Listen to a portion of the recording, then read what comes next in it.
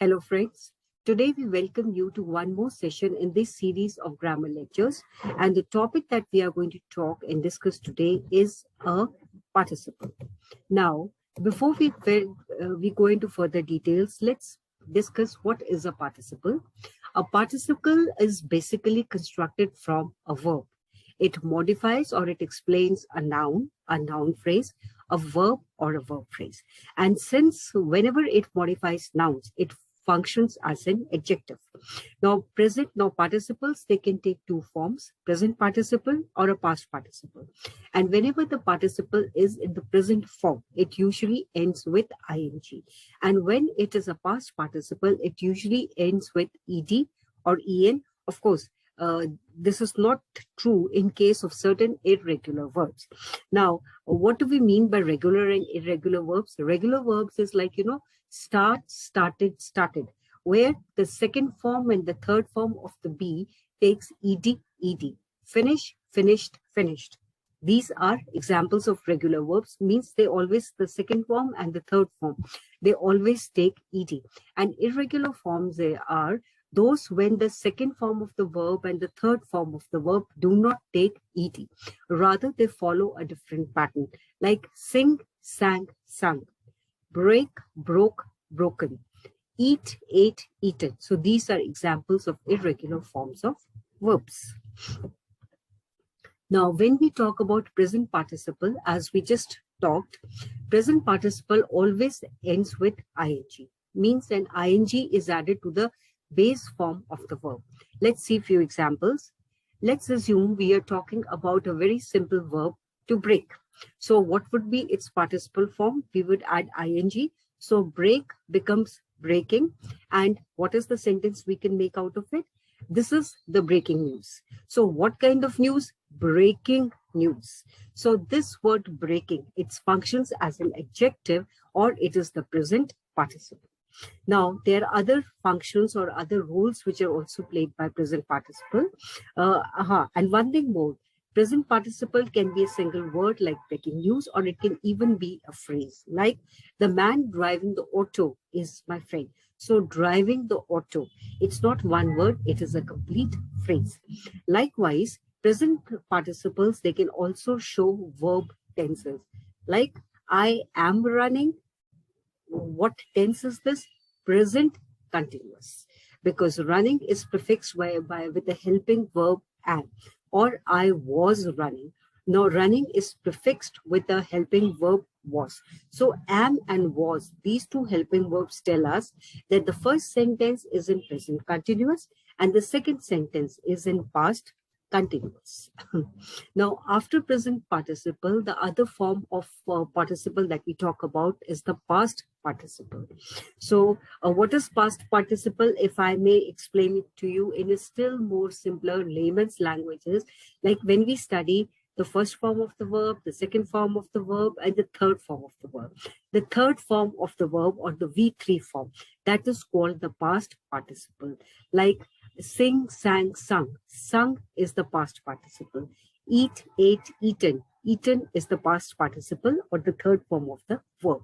And usually, again we are saying usually, past participles, they are formed when ed or en is added to the base form of the verb. And of course, as we just discussed, irregular verbs, they are an exception.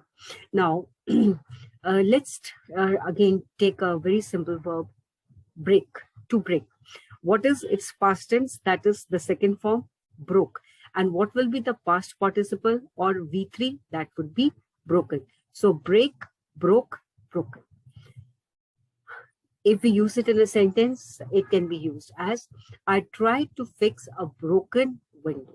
Now, what kind of a window? A broken window. So here, broken again acts like an adjective, and it is a past participle. Like present participles, past participles too, they can be single words or they can be phrases.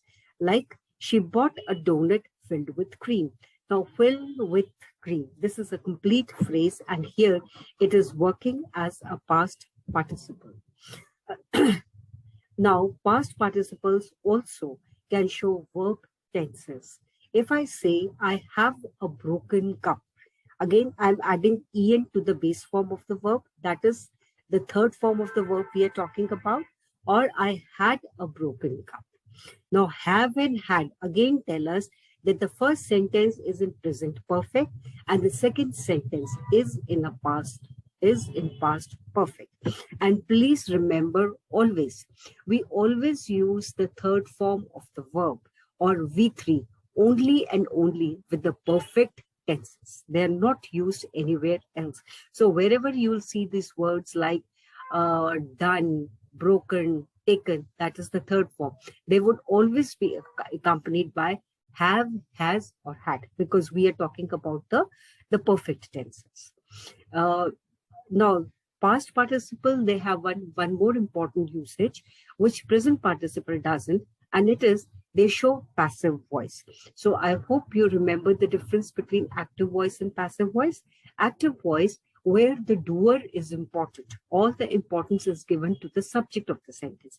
Passive voice, it's the other way around. Here, it's not the doer, but the action which is important, or more importance is given to the object as compared to the subject. In these examples, the cake was eaten before I reached the party. So here importance is given to the act of the cake being eaten. So that is why this sentence becomes a passive voice. Similarly, the job was done before the boss arrived. We do not give so much importance to the boss, but we give more importance to the job which was finished, which was done before the boss came on the scene. So such kind of actions such kind of sentences where more importance is given to the action rather than the subject, they are called passive voice. And whenever we use or whenever we write in passive voice, we always used past participle. Now, if we talk about the participles, we have one more very interesting concept, and this concept is of perfect participles. Now, how do we form perfect participles? Simple. Just now, till this particular point, we have done two concepts, present participle and past participle. So combine the two, we have this new concept of perfect participle. Now, as this simple little equation tells us, the first word will be present participle, the second word would be past participle, and the resultant would be a perfect participle. Like having said that. Now, it's a very common usage. If you carefully listen to the conversations and talk shows where, all these academics and elite and scholarly kind of people, they come and talk. This is a very common, it's a very normal style of talking. Having said that, it does not mean dash, dash, dash. Now, having is present and said is a past participle. But we can use both of them together for very special effect. So having said that, it does not mean that I'm averse to investing in stock market. Now, another area where there can be some confusion between participles and gerunds.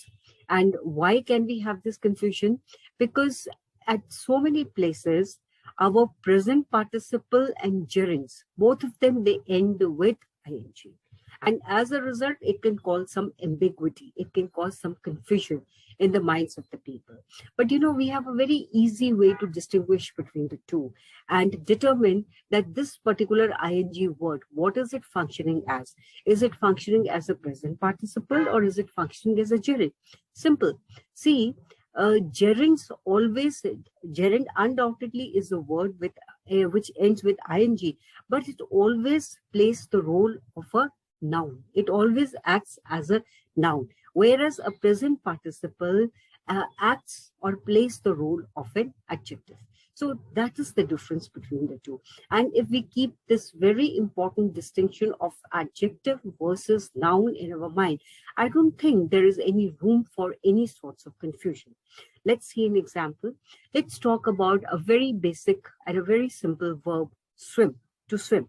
So how can we use it in a sentence? Either we can say, this swimming pool is clean. So how is the word swimming used here? Here the word swimming explains or qualifies a pool. So therefore, pool is a noun, thereby swimming becomes an adjective. what is the other usage? Swimming keeps me fit. So how is the word swimming used here? It is used as a name or a kind of a hobby or a practice or a regular or something I do in my regular routine to keep myself fit, and therefore it works as a noun. So in the first sentence, it's an adjective, it is present participle, and in the second sentence, it is a gerund. Now we have this small little exercise where we can test ourselves and find out that what has been the extent of our understanding. So we have various sentences where I have underlined certain words, and together all of us will brainstorm and will find out like how a particular participle has been used. Okay, let's look at the first sentence. It's written here, she attended painting classes in college. So what kind of classes? Painting classes. I think this was quite what we say. Easy peasy. Classes is a noun, and what kind of classes? Painting classes. So here painting works as an adjective, and since it ends with ing, it plays the role of present participle. Okay, I hated waiting in the doctor's clinic. Another word which ends with ing, but before we put any label on it, let's find out how is it used. I hated waiting in the doctor's clinic means I don't like the act of waiting. I don't I dislike this ritual of waiting in the doctor's clinic. So here it refers to a habit, or it is used as a noun, and therefore it plays the role of a gerund. Similarly, the third one, nobody likes to eat a burned toast. What kind of a toast? Burned toast. So now this is again an adjective, but it ends with ed. So therefore, this is an example of a past participle. Similarly, they have lived a happy life. How they have lived a happy life. Again, this is an example. It ends with ed. It's an example of past participle. The job was done before the boss came. Okay, importance is given to the act of a job being done. So this is an example where this participle is used as a passive voice. And the last one, having learned that the leader was dead, people came to pay last respects. Now again, having is present participle, learned is a past participle, and we have combined the two and we are using them together as a unit. So this is a perfect example of a perfect participle. Okay, so my friends, you have got some clarity over the meaning, the form, and the usage of the participles, whether it is present participle or a past participle, whether it is used as a gerund, or whether it is used in active voice or passive voice. So I hope now the usage, it becomes clearer and more convenient to us. Thank you so much for your time. Thank you so much for your attention, and happy learning.